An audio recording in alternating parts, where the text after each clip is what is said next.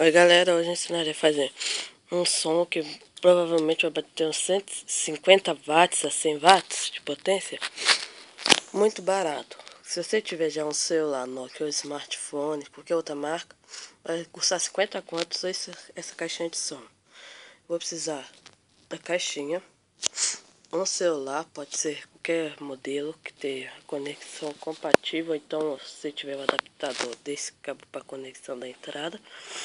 Então vamos começar. Primeiramente precisaria de um Nokia.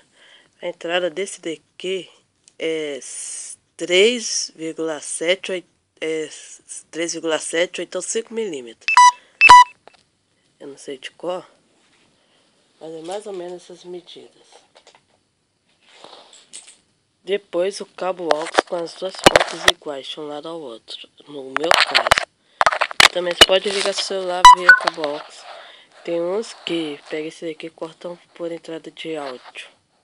Igual de DVD, você sabe que esse DVD é antigo, não é HDMI? Então, aqui é a caixinha. Vou conectar aqui a caixinha. Pode ser até desligado, não tem problema.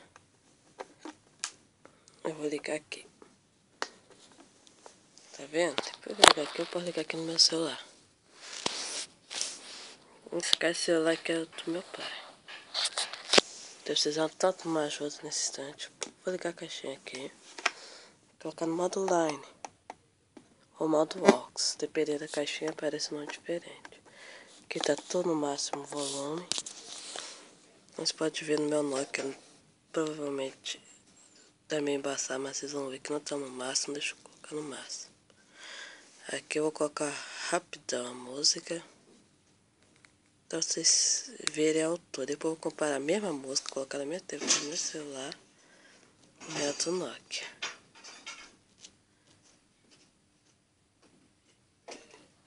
Isso é executar.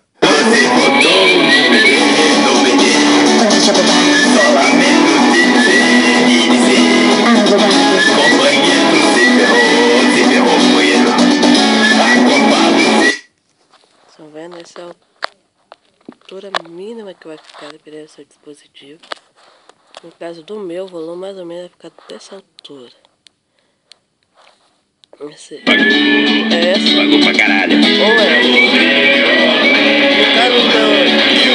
No caso do meu smartphone, quando eu liguei no cabo aux, só pega um alto-falante. Não sei porquê. Só isso. Tchau.